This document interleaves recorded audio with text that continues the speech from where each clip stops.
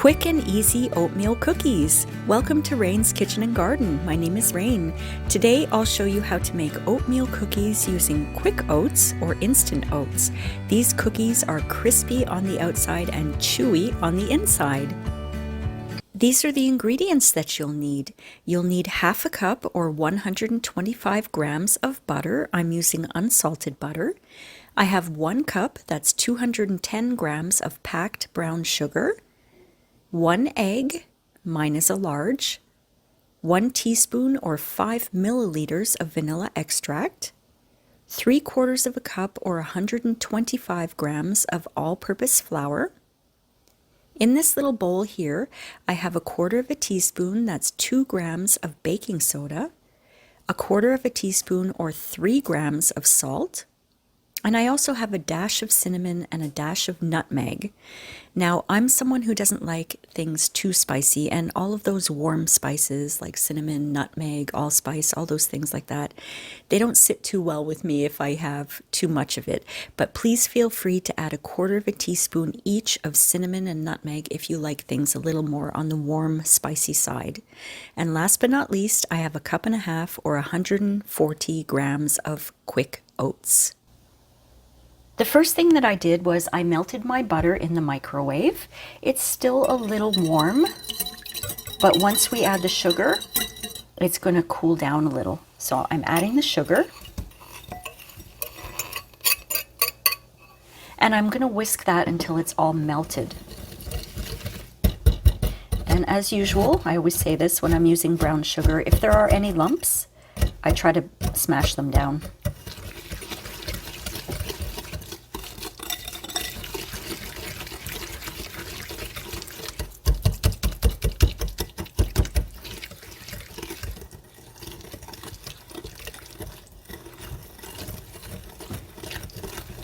Next up, I'm going to whisk in my egg and my vanilla. So I already cracked open my egg. In that goes. And the vanilla. And I'm going to whisk that till it's all combined. The reason we don't want our butter to be too hot is because we don't want to scramble the egg.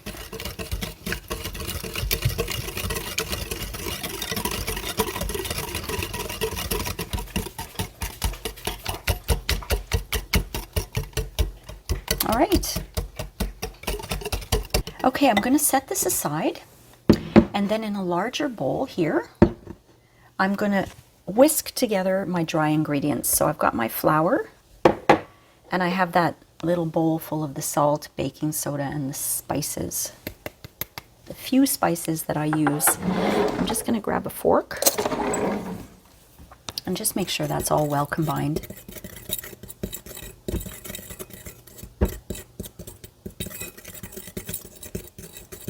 That looks good to me. Now I'm going to add the wet ingredients, that delicious sugary mix. It looks so good. I do not like the glare of my bright lights. I'm so sorry about that. I still haven't figured out my lighting situation here. I used to have a light over my sink, but something happened to it and I don't have it anymore, so I don't have the same nice lighting that I used to have. But I'm going to work on that because I want you guys to enjoy my videos. I don't want them to be a pain in the butt to watch, you know, glare everywhere.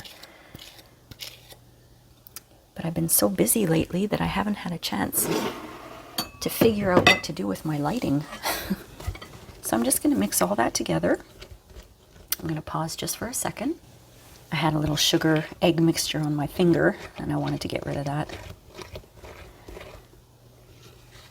Now this video is out on the 19th, which is National Oatmeal Cookie Day, I believe, the 19th of March, 2024. And about a week ago, I adopted 3 dogs. So I have 4 dogs now and 1 cat, and they are a handful, all right. I was so busy with them last week that I didn't even put any videos out. Crazy, but they're so sweet, so sweet. If you want to read about them, I'll put a link to my blog post where I talked about they came from a puppy mill, and that's all I'm going to say for now. But I'm glad I rescued them. They're all family. There's a puppy and his mom and her mom. 3 generations of puppies. All right, now I'm going to add my quick oats.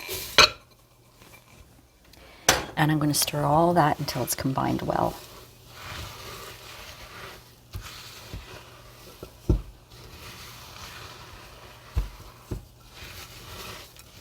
This is a very easy recipe. If you like raisins, feel free to add raisins. I personally don't like the texture of cooked raisins. They kind of make me go, ugh. Seriously, they make me shudder. Or sometimes I add chocolate chips. That's good too. But this is nice as it is.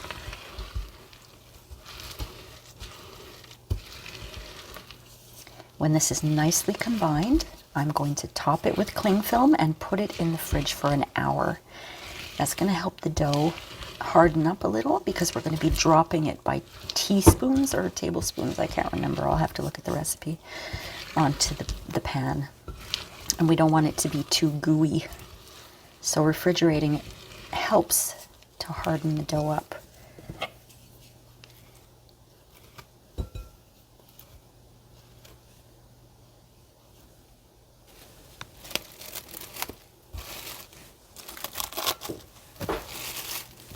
So into the fridge this goes for 1 hour.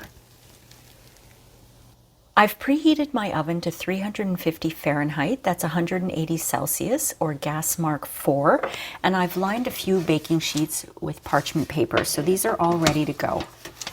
And it's been an hour, so I took my cookie dough out of the fridge, and it's hardened up very well. So basically what I'm going to do is I've got my tablespoon here, and I'm going to grab about a tablespoon of the cookie dough, and I'm kind of making it a little round here, and I'm going to place that onto my baking sheet and then flatten it a little bit. I don't have room to show you both the bowl of cookie dough and my pan, so I'm going to show you the perspective of the pan. How about that? But I'm going to show you how much I'm doing. I mean, these are drop cookies. That's what they're called, drop, D-R-O-P. They're drop cookies, and this recipe is supposed to make about 3 dozen, so we shall see. Now you want to keep them 2 inches apart, and for me, I know that 2 inches is from the top of my index finger to this knuckle, so I'm making sure they're at least 2 inches apart because they will flatten out a little bit during the baking. So I'm just continuing to do this, and I'm going to fill up my pan here with my cookie dough. Now if things get sticky, just grab a little bit of water, put some water on your fingers, and I'm just going to flatten the cookie a little bit, not too much, but I just don't want it to be a round ball. I want it to flatten slightly. Okay, so these are going to go into the oven anywhere from 12 to 15 minutes until they're golden brown. You certainly don't want to overcook them because they'll become hockey pucks and you won't be able to bite into them. Just keep an eye on them at the 12-minute mark because it always depends on your oven. Some people's ovens are hotter than others. Mine is a little hotter because I have a pizza stone in there. So I'm going to put these in the oven and continue baking until I run out of dough.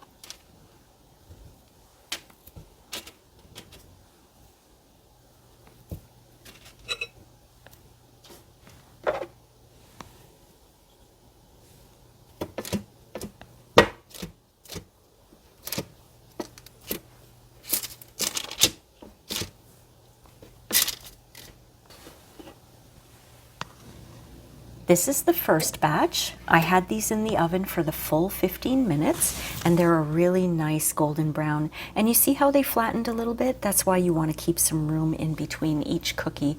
Now I am going to transfer these to a wire rack and let them cool completely.